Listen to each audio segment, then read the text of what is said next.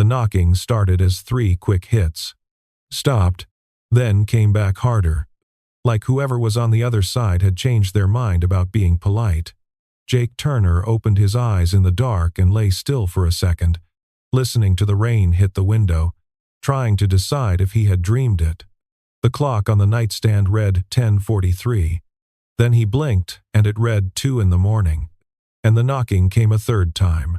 Fast. Urgent. Nothing like a neighbor, and nothing like a delivery. He pulled on a shirt and went down the hallway barefoot, the wood cold under his feet, and when he opened the door, Sam Reyes was standing on his porch, soaked through, her hair flat against her face. Her arms wrapped around herself like she was trying to hold her own ribs together. Water ran off the edge of the roof behind her in a thin silver line. "Don't ask questions," she said, before he could say her name, before he could even get the door all the way open. "Just let me in." He stood there a second too long, taking in the state of her, the mascara gone dark under her eyes, the way she kept glancing back over her shoulder at the empty street like it might still be following her. Then he stepped aside without a word and let her walk past him into the house. She stopped in the middle of his living room and just stood there dripping onto the floor. And for a moment, neither of them said anything. The only sound, the rain against the glass and the drip of water off her jacket onto the hardwood. "Sam," he said finally. "Careful." Like her name was something that might break if he said it wrong. "It's 2 in the morning. I know what time it is," she said. And there was an edge to it, sharp enough that he almost smiled despite himself. Because that was Sam. That had always been Sam. Funny, even when she was falling apart. He grabbed the throw blanket off the back of the couch and held it out, and she took it without looking at him, wrapped it around her shoulders like armor. "Does Danny know you're here?" he asked, and watched something flicker across her face before she shut it down. "I'm not calling my brother right now," she said. "I'm calling you. I'm not calling you. I'm standing in your living room. But you get the idea. That's not really an answer. It's the only one you're getting tonight." He went to the hall closet without another word and came back with a towel. And when he handed it to her, their fingers touched for half a second longer than the exchange required. And neither of them mentioned it. She pressed the towel to her face like she needed a place to hide for a moment. And when she lowered it, her eyes were dry. Deliberately dry. The kind of dry that took effort. "You still have this," he said, nodding at the small brass key she'd set down on his counter when she came in. The one on the plain silver ring. The one he'd given her 4 years ago and never once expected to see again. "In case of an emergency," she said, quoting his own words back at him. And something about the way she said it made it sound like she'd practiced the sentence in her car before she ever knocked. "You said keep it in case of an emergency. So I kept it. And this is an emergency. It's 2 in the morning and I'm standing in your living room in wet clothes. What do you think?" He wanted to ask again. Wanted to press. But there was something in the set of her jaw that told him tonight wasn't the night. That if he pushed, she would walk right back out into the rain rather than answer. And the last thing he wanted was to watch her leave. "You're bleeding," he said instead, nodding at a thin scrape along her forearm she hadn't noticed yet. And she looked down at it like it belonged to someone else. "It's nothing. I caught it on the gate." "Whose gate?" "Jake. Just his name. Flat. A wall built out of 2 syllables. And he let it drop because there was nothing else to do with it." She sat down on the arm of his couch. Careful, like she wasn't sure she was allowed to take up the space. And he grabbed the first aid kit from under the kitchen sink without being asked. Cleaned the scrape while she stared at some fixed point past his shoulder, and neither of them said a word the whole time. The silence somehow louder than anything either of them could have said out loud. He showed her to the guest room without being asked. Pulled a dry shirt from his own drawer and set it on the bed. Told her the bathroom was down the hall if she wanted a hot shower. And she thanked him in a voice so quiet it barely made it across the room. When he turned to go, she said his name. Just once. No sentence attached to it. and he stopped in the doorway and looked back at her standing there in his living room light with the blanket still around her shoulders, and, for a second, the whole apartment felt smaller than it had an hour ago. "Thank you for not asking," she said finally, and he nodded, even though the not asking was already costing him more than she knew. And he went back to his own room and lay awake a long time listening to the shower running down the hall, wondering what exactly had happened tonight, and wondering why, out of every door in the city, she had chosen his. Before he lay down, he walked to the front window and looked out at the street, half expecting to see headlights idling somewhere down the block. A car she'd run from. Someone who might still be looking for her. There was nothing out there but rain and the orange smear of the streetlight on wet asphalt, and a trash can someone had forgotten to bring in, tipping slowly in the wind. He stood there longer than he needed to, one hand flat against the cold glass, running through every version of tonight that made sense and coming up empty on all of them. Sam Reyes did not show up anywhere without a plan. She had been the kid who packed snacks for road trips nobody else thought to plan for. The 26-year-old nurse who kept a spare phone charger in every bag she owned. The kind of person who called ahead. She had not called ahead tonight. She had not called at all. She had driven straight to his door in the middle of a storm and used a key she had carried around for 4 years without ever once needing it. And that fact sat in his chest heavier than anything she had actually said. He thought about Danny then, the way he always thought about Danny whenever Sam was anywhere near the center of a thought, the promise the two of them had made half joking and half not. Back when they were 22 and living 2 doors down from each other in a building that smelled like other people's cooking, Danny had said it once, standing in Jake's kitchen with a beer in his hand, not quite looking at him. "My sister is off limits. Man, not because I don't trust you, because I don't trust anybody." Jake had laughed it off at the time, said something about how Sam could take care of herself, which was true then and was still true now, but the sentence had lodged itself somewhere permanent. And in the 8 years since, he had never once let himself finish a thought about her before it started. The water shut off down the hall. He heard the bathroom door open, heard her bare feet on the floor. He heard the guest room door close soft enough that she must have been trying not to wake him, not realizing he was still standing at the window fully dressed. Wide awake, doing the math on a night that refused to add up. He should have gone to bed. Instead, he stood there another minute, listening to the house settle into a quiet that felt different than it had an hour ago, like the walls themselves knew something had shifted. And then he finally turned off the living room lamp and walked down the hall past her closed door, slowing without meaning to, and made himself keep walking. Whatever had brought her here, whatever she wasn't saying, it would still be sitting there in the morning. It always was. Somewhere around 3 he finally drifted off. And he dreamed, badly, about a phone ringing in another room that he could never quite reach in time. When he woke for real, it was still dark, and out of habit he checked his phone, half expecting a missed call from Danny asking if he'd heard from his sister. Some ordinary explanation that would make all of this make sense by breakfast. There was nothing. No missed call. No message. No explanation waiting to be found.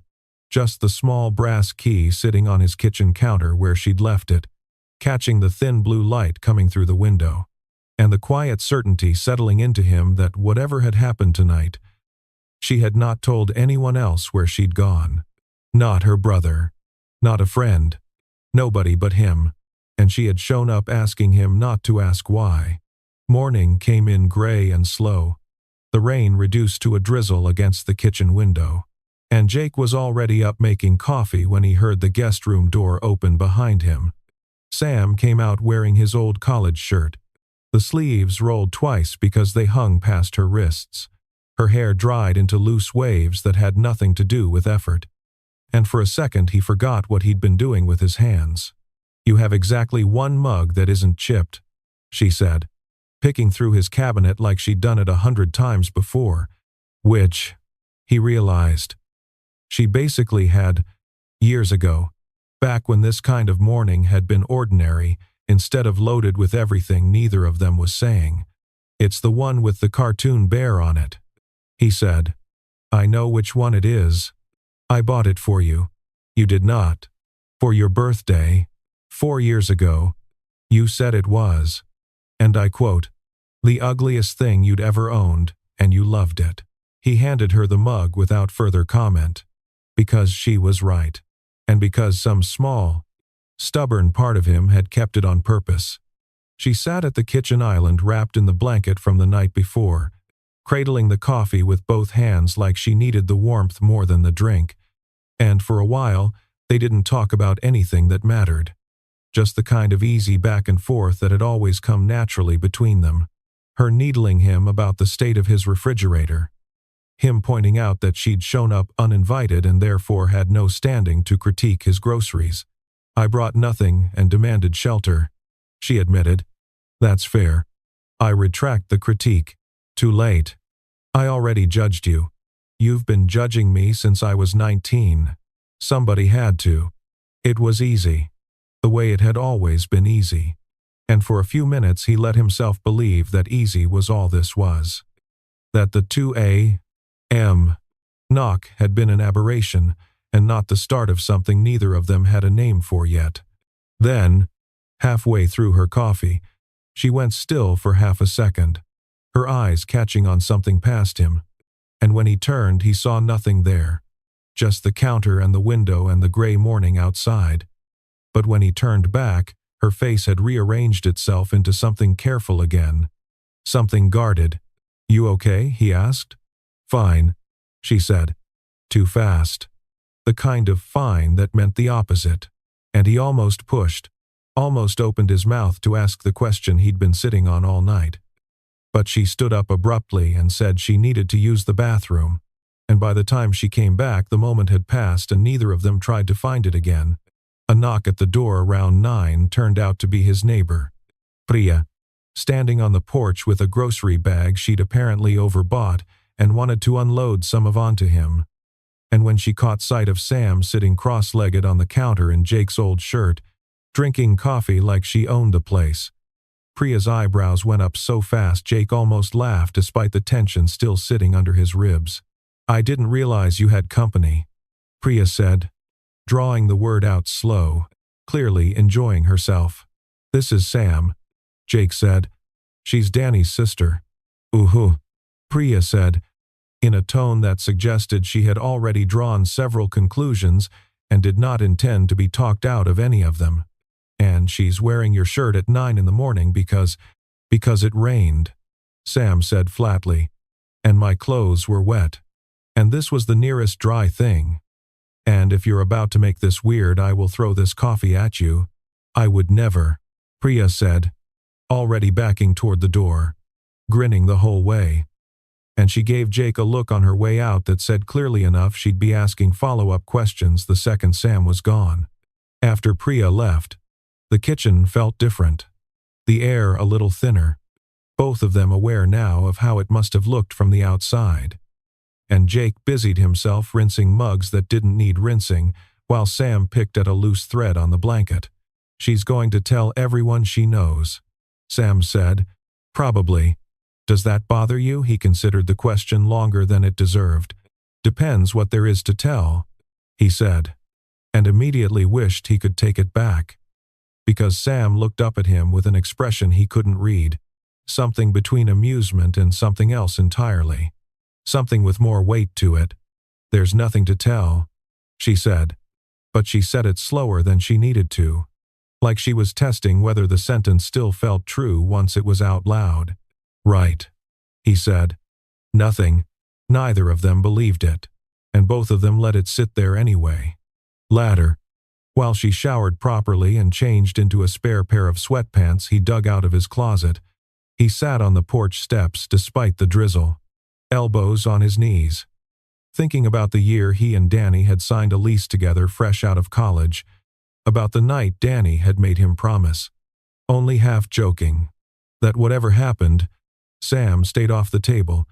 He thought about all the years since where that promise had been easy to keep because she'd been 3 states away, building a life, a career, A string of boyfriends he'd heard about secondhand and never asked follow-up questions about because asking felt like admitting something he wasn't ready to admit. He thought about the key still sitting on his kitchen counter, 4 years old, never used until last night, and about the particular, deliberate way she'd chosen his door over every other door in the city. And he understood, sitting there in the wet morning air, that keeping that old promise was about to get a great deal harder than it had ever been. When he came back inside, she was standing at the window in the borrowed sweatpants, arms crossed, watching the rain the way someone watches a road they used to drive. He didn't say anything at first. He just started making eggs because it gave his hands something to do that wasn't reaching for a conversation neither of them was ready for. And after a minute, she came and leaned against the counter beside him, close enough that he could smell his own shampoo on her, which was a strange thing to notice and an even stranger thing to like. "You don't have to feed me," she said. "I know. I mean it. You've done enough. More than enough." Sam. He said her name the way he'd said it the night before. Careful. Testing its weight. "I'm not doing the math on how much is enough. Eat the eggs." She almost smiled at that. The first real one he'd seen since she showed up, small and a little embarrassed. Like she hadn't expected herself to still be capable of it this morning. They ate standing up at the counter because neither of them suggested sitting down properly, and somewhere between the eggs and the second round of coffee the conversation drifted, carefully, toward the kind of territory that had been off limits for years. She asked about his work, and he told her about the apartment complex out past the river he'd been rewiring for 3 weeks straight.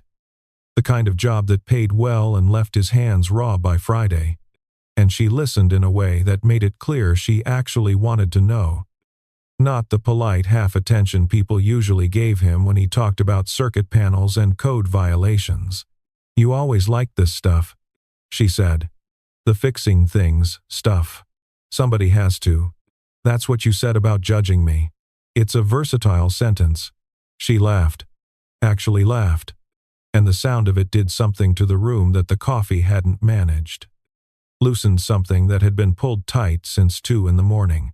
He told her, because it felt like the moment for it even though he hadn't planned to, about the year after college when things had been rough. When the first job fell through and the second one barely paid rent. And how Danny had been the one constant through all of it. The friend who showed up with a truck and no questions when Jake had to move out of a bad situation fast. That's why the promise mattered, he said, before he'd fully decided to say it out loud. What promise? He hesitated, aware he'd walked right up to the edge of something he wasn't sure he wanted to hand her yet. Nothing. Old roommate stuff. She studied him for a second too long. Like she knew he was holding something back. But she let it go. The same way he'd let her fine go earlier. And he understood that they were both doing the same careful dance. Both circling the same unspoken thing from opposite sides. Neither one ready to be the one who said it first. Her phone buzzed on the counter then, screen lighting up between them, and she flipped it face down without looking at the name. Fast. Practiced. Like she'd been doing it all morning without him noticing. He caught the edge of it anyway. A name he knew well enough to recognize even upside down and half hidden under her palm. Danny. She didn't say anything about it, and he didn't ask, but the ease that had built up between them over eggs and coffee cracked just slightly at the edges.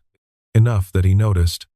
Enough that he wondered exactly how many calls she'd already sent to voicemail since last night, and why the one person who should have been the obvious call to make was the one person she seemed most determined to avoid. By the third day the rain had stopped, but Sam hadn't left. And neither of them had said anything about that out loud. The arrangement holding itself together on borrowed clothes and unspoken agreement. Like naming it might break it. Jake came home from the job site that afternoon covered in drywall dust to find her asleep on his couch. One arm thrown over her eyes against the afternoon light. A paperback open face down on her chest. And he stood in the doorway a full minute just watching her breathe before he made himself move. because standing there watching felt like something he didn't have permission to do yet. Even in his own living room, he set his tool bag down as quietly as he could and went to close the blinds, and the small sound of the metal slats must have carried, because she stirred, blinked up at him with the particular disorientation of someone surfacing from a nap they hadn't meant to take. "What time is it?" she asked, voice rough with sleep. 5:30. "You've been out for a couple hours." "I wasn't tired. You were unconscious on my couch. That's different from tired." He almost laughed, and for a second neither of them moved, her still half tangled in the blanket, him standing over her covered in dust with his keys still in his hand, and something passed between them in that half-second that neither of them had planned for. An awareness too plain to talk their way around. She sat up first, breaking it, running a hand through her hair, and the moment folded itself back into something safer, something they could both pretend hadn't happened. He showered and changed, and when he came back out, she'd made herself useful in the kitchen, chopping vegetables for a dinner neither of them had discussed, but both seemed to assume was happening. And they fell into an easy rhythm working around each other in the small space. Her passing him the cutting board, him reaching past her for the pan on the top shelf, their arms brushing more than the kitchen strictly required. It was domestic in a way that unsettled him more than the to a low knock had, because that had been an emergency, and this, whatever this was, felt like something they could keep doing indefinitely if neither of them stopped to examine it. They ate on the couch instead of the table, plates balanced on their knees, and somewhere between the food and the second glass of wine she'd found in his cabinet, the conversation slowed down, the banter softening into something quieter, more honest. "Can I ask you something?" she said, staring at the television that neither of them was actually watching. "Depends what it is. Do you ever feel like your whole life got decided for you by people who meant well?" He set his plate down, giving the question the weight it deserved. "All the time," he said. "Why?" She was quiet for a long moment, long enough that he thought she might change the subject again, retreat back behind a joke the way she'd been doing for 3 days. But instead she kept going, her voice smaller than he'd heard it since she showed up soaked on his porch. "My family has this idea of who I am," she said. "Reliable Sam, the one who fixes things, the one who never causes problems. You are those things.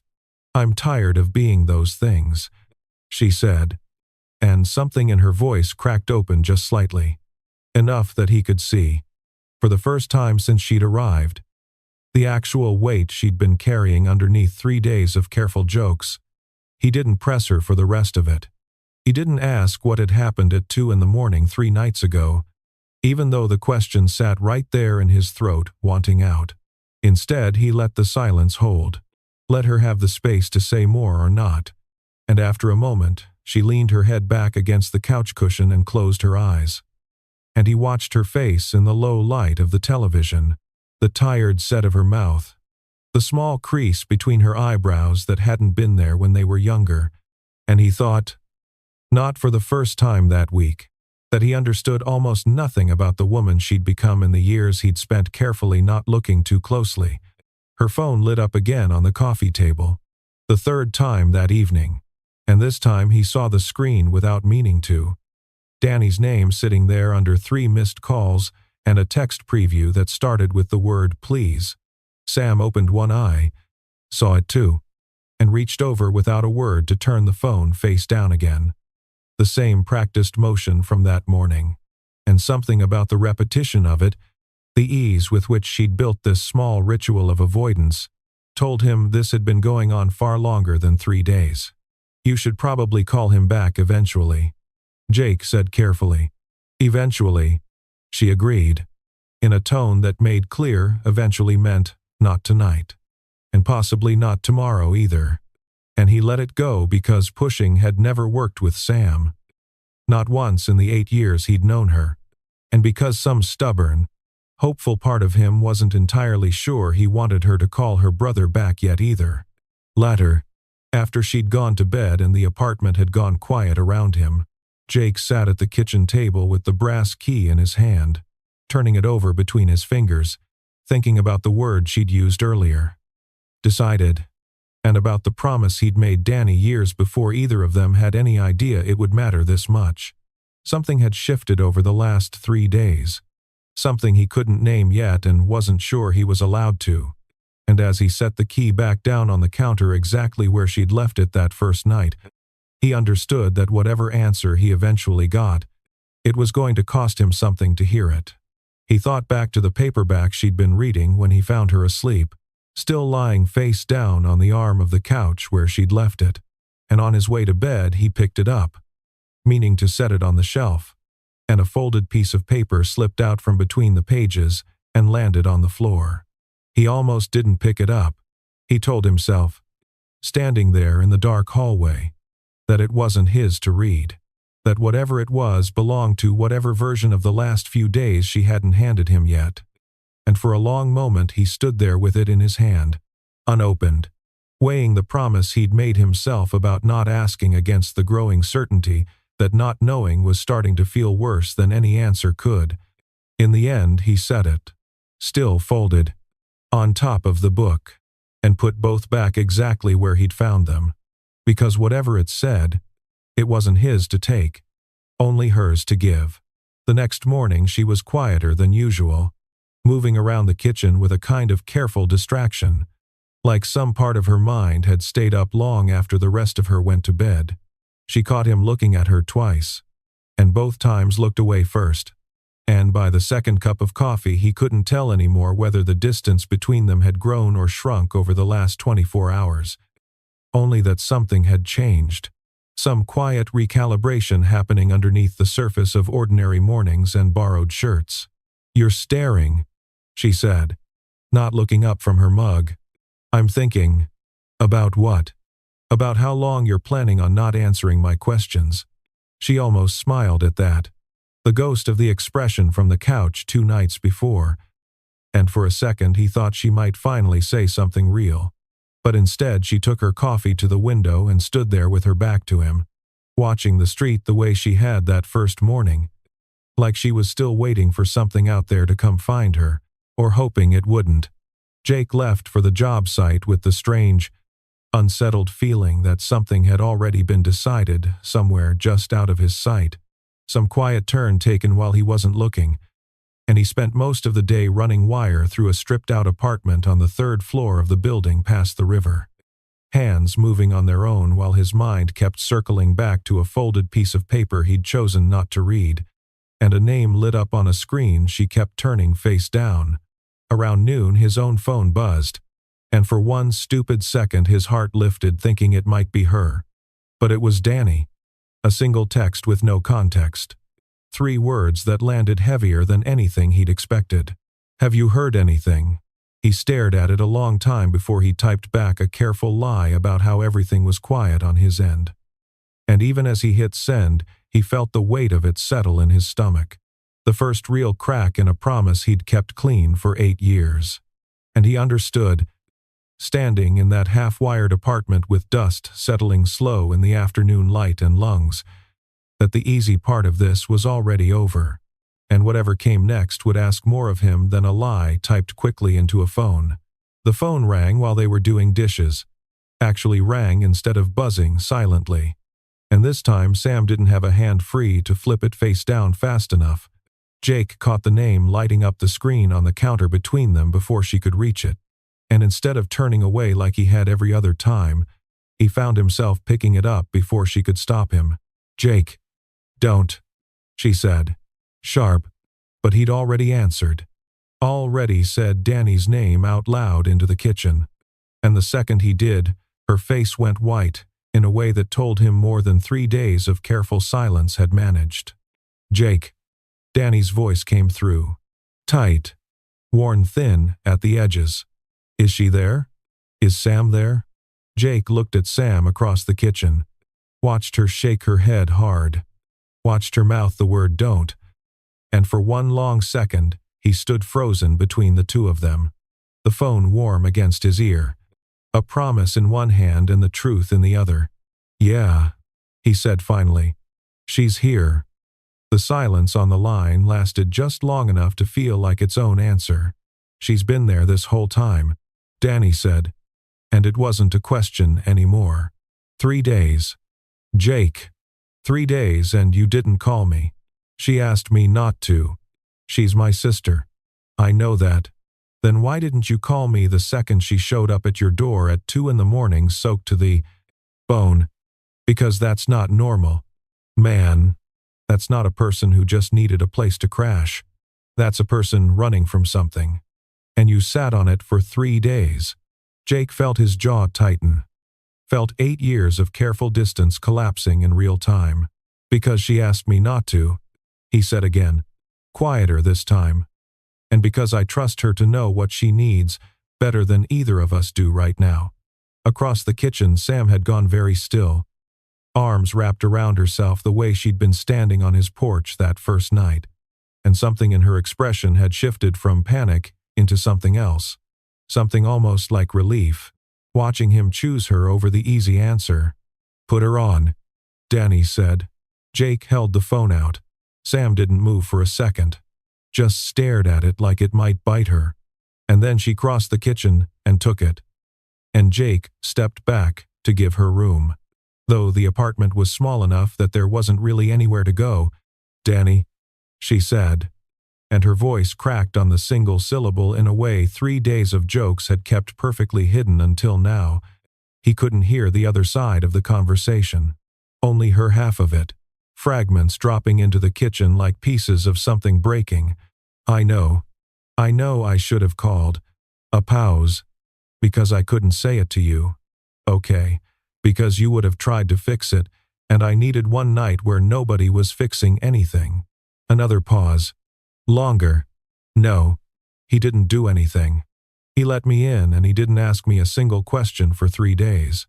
Which is more than I can say for you right now." She turned away from Jake as she said the next part, her voice dropping low enough that he almost couldn't catch it. "Because I trust him. Because I've always trusted him. And maybe that's the actual problem. Maybe that's the thing none of us wanted to say out loud." She hung up a few minutes later and stood with her back to him for a long moment, phone still in her hand. And when she finally turned around, her eyes were wet in a way she clearly hadn't planned on. "You lied to him for me at noon," she said. "How do you know that?" "Because he told me. Just now. Said you texted him some line about everything being quiet. And he said, you sounded like you were reading it off a card."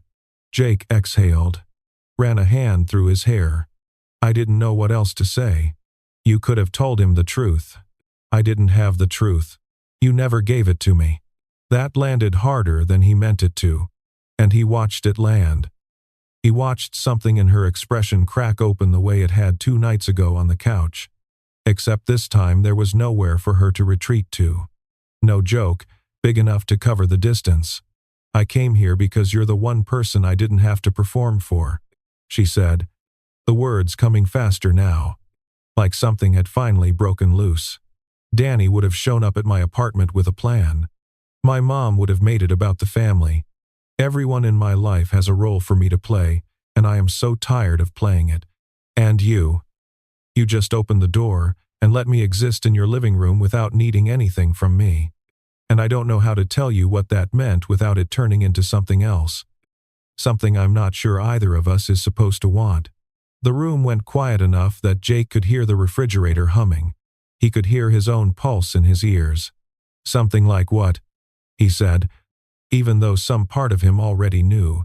He had known since the moment he opened the door 3 nights ago and saw the brass key sitting on his counter like it had been waiting years for this exact reason. She didn't answer right away. Instead, she reached into her back pocket and pulled out the folded piece of paper he'd seen fall from her book that night, the one he'd chosen not to read, and set it on the counter between them, sliding it toward him with 2 fingers, like it weighed more than paper should. "I wrote this the night before I came here," she said. "Before any of it happened.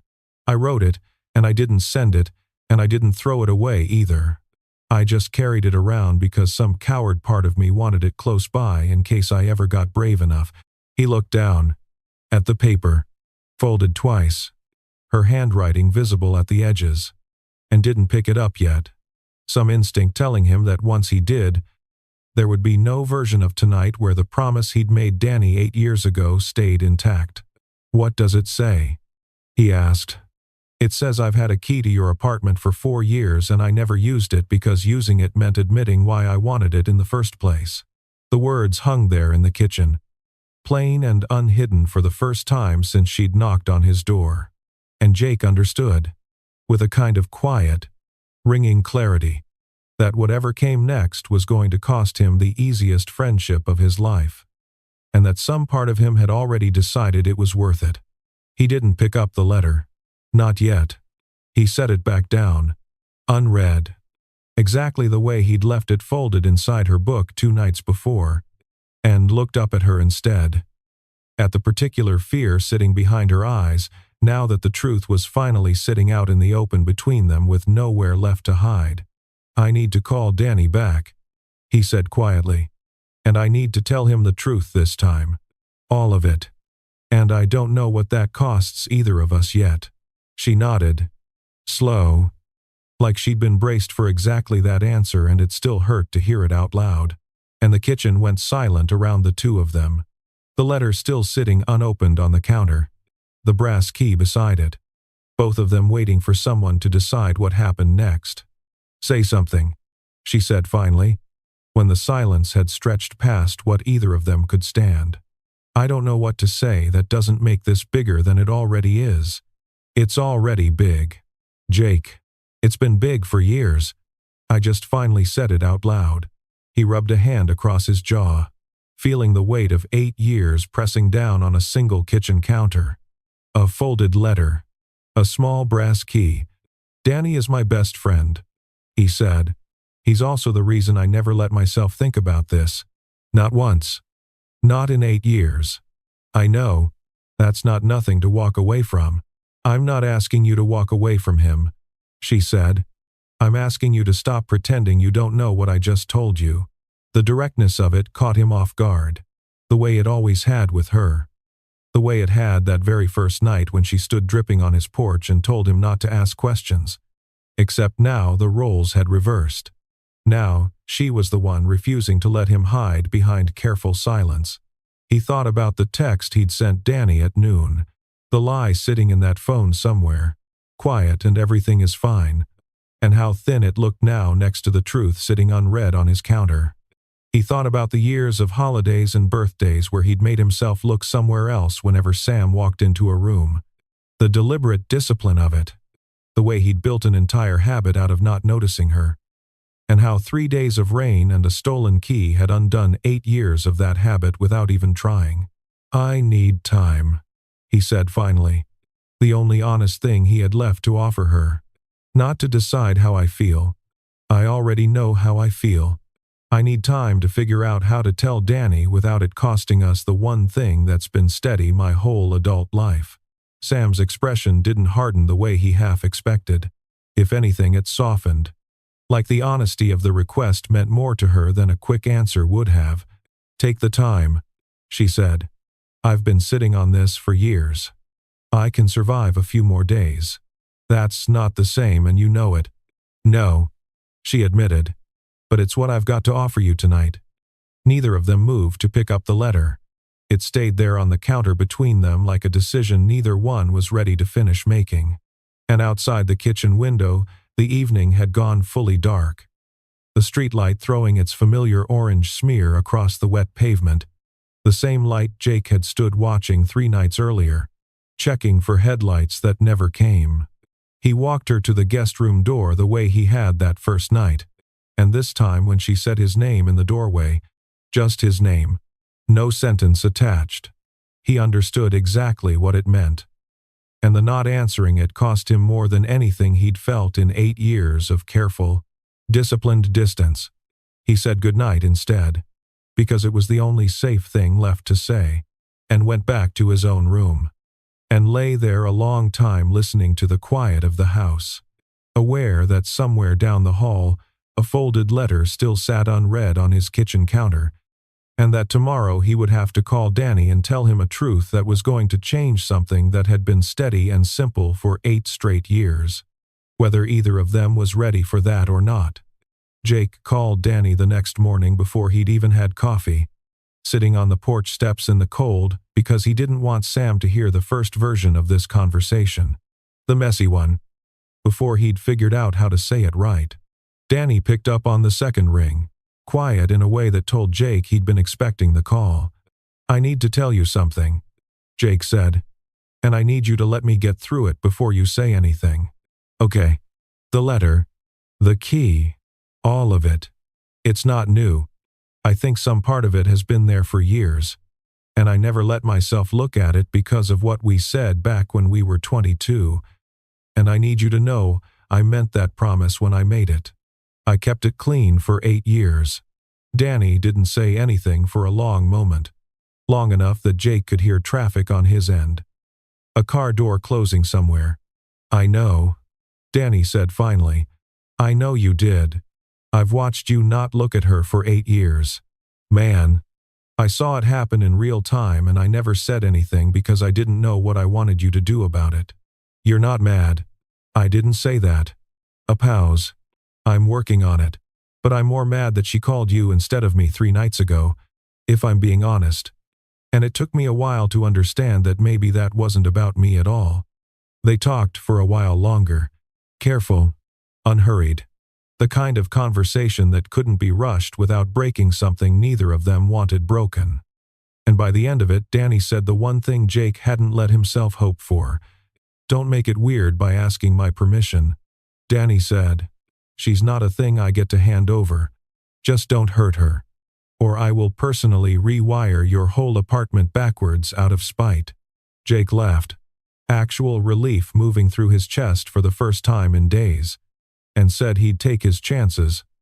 And when he hung up, he sat there on the cold steps a minute longer, letting the conversation settle, before he went back inside to find Sam standing in the kitchen, exactly where he'd left the letter the night before, holding it in both hands like she'd finally decided to either read it to him or throw it away, and hadn't yet chosen which.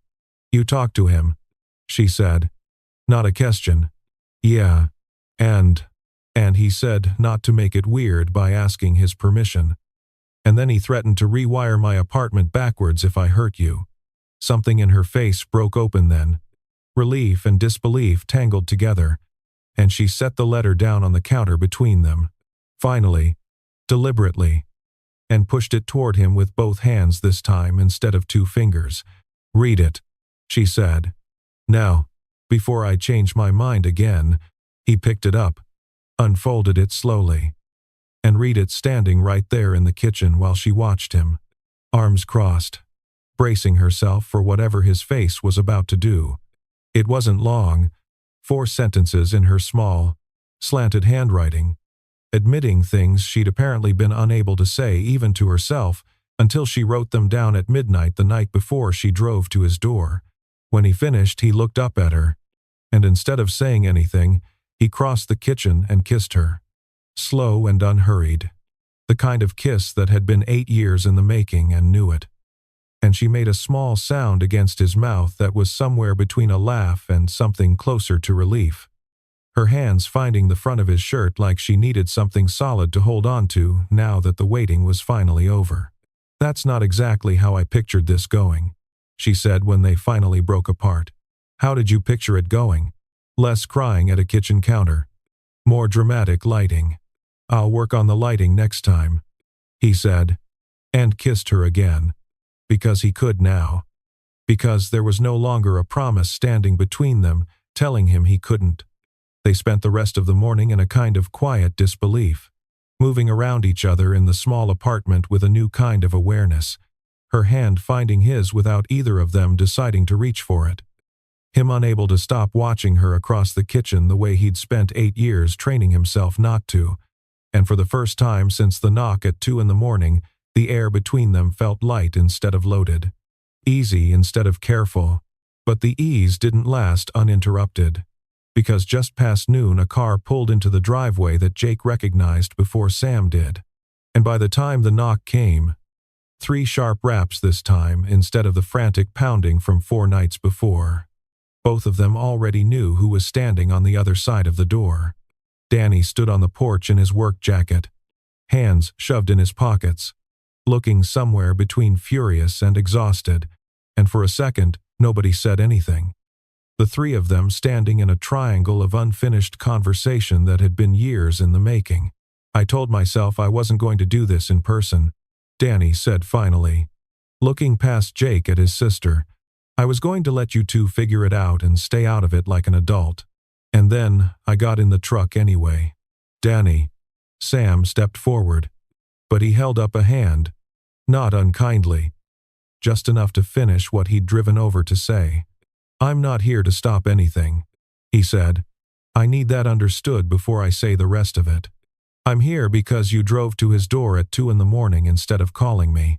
And before I make peace with that, I need to hear you say why. Out loud. To my face. Not through a phone." Sam's jaw tightened, but she didn't look away. "Because you would have tried to fix it," she said. "Because you always try to fix it. And this wasn't a problem that needed fixing. It was a feeling I'd been carrying around for years that I finally didn't have the strength to keep carrying alone anymore. And Jake was the only person I trusted enough to show up broken in front of without having to explain myself first." Danny absorbed that for a long moment, jaw working. And then, slowly, some of the tension went out of his shoulders. "Okay," he said. "Okay. That's the answer I needed." He looked at Jake then, something unreadable passing between the 2 of them. 8 years of friendship compressed into a single look. "You break her heart. I mean what I said on the phone. I know. I'm serious." "Jake." "I know." "Danny." A beat passed. And then, unexpectedly, Danny laughed, short and disbelieving, shaking his head like he still couldn't quite process the last 24 hours. "My best friend and my little sister," he said. "Unbelievable. 4 years that key's been sitting on your counter and neither of you said a word. 3 years and 11 months. Technically," Sam said, and the joke cut through the last of the tension in the driveway. All 3 of them laughing despite themselves. The kind of laugh that comes after something hard has finally broken loose and settled somewhere survivable. Danny didn't stay long after that. Just long enough for an awkward, genuine hug at the door and a promise from Jake that he'd call him later in the week once the dust had settled properly. And when his truck pulled out of the driveway, Sam stood in the doorway watching it go, arms wrapped around herself the same way she had that first night. Except this time there was nothing to brace against. Jake came up behind her, not quite touching, close enough that she leaned back into him without either of them making a decision about it. "So," he said, "that happened. That happened. Are you okay?" She turned around to face him, and for the first time since she'd knocked on his door, her expression held nothing careful in it, nothing performed. Just something plain and unguarded that he recognized as the actual truth of how she felt. "I drove here on the worst night I've had in years," she said. "And I ended up with the one thing I never let myself ask for. I think I'm better than okay." "That's not a fairy tale ending," he said. "No," she agreed. "It's better. It's an actual one." He kissed her again in the doorway, unhurried, the porch light catching the last of the afternoon behind them. And somewhere on the kitchen counter the brass key still sat exactly where it had for 4 years, except now it had a place on his key ring instead of hers. He moved there sometime that morning without either of them making a formal decision about it, the way most of the important things between them had happened, quietly, and only once they'd both stopped waiting for permission. Later that evening, after Sam had finally gone back to her own apartment to gather real clothes, and Danny had texted a single thumbs up that felt like more forgiveness than words could have carried, Jake sat on his porch steps with a beer and looked at the spot where she'd stood that first night, soaked and refusing to explain herself. and thought about how close he'd come to asking the wrong question at the wrong moment and losing all of this before it had a chance to become real. If there's a version of your life sitting one unanswered phone call away, waiting for you to stop being careful long enough to reach for it, what would it actually take for you to knock on that door? And if someone showed up at yours tonight, soaked through and asking you not to ask questions, would you have the courage to just let them in? A few weeks later, once the strangeness of the first days had worn into something steadier, Jake found himself standing in his own kitchen on a Sunday morning making the same eggs he'd made that first week. Except this time, Sam wasn't a guest wrapped in a borrowed blanket. She was simply there, barefoot on his kitchen floor, arguing with him about whether the coffee was too strong the way she'd been arguing about small, ordinary things for weeks now. And he understood that this was what the whole thing had actually been building toward. Not the drama of the 2 a.m.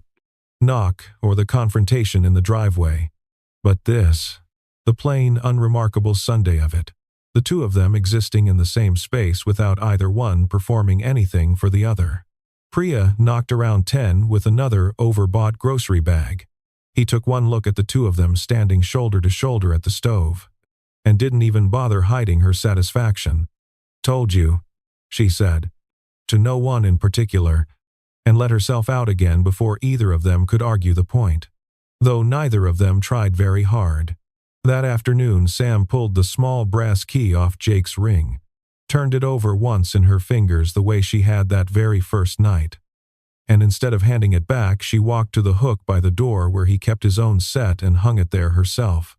Deliberate, unhurried, like she was finishing a sentence that had been left open for 4 years. "There," she said. "Now it's not an emergency key anymore. It's just a key. Feels like it should get a promotion. New keychain. Maybe a little cake. Don't push your luck." He caught her hand before she could pull it back, laced his fingers through hers, and for a moment neither of them said anything at all. The kitchen quiet except for the low hum of the refrigerator and the ordinary Sunday sounds of the street outside. Cars passing, someone's dog barking twice and going silent. The whole unremarkable machinery of a normal life that neither of them had expected to end up sharing when it all started with a knock in the dark. He thought, sometimes, in the weeks that followed, about how differently that first night could have gone.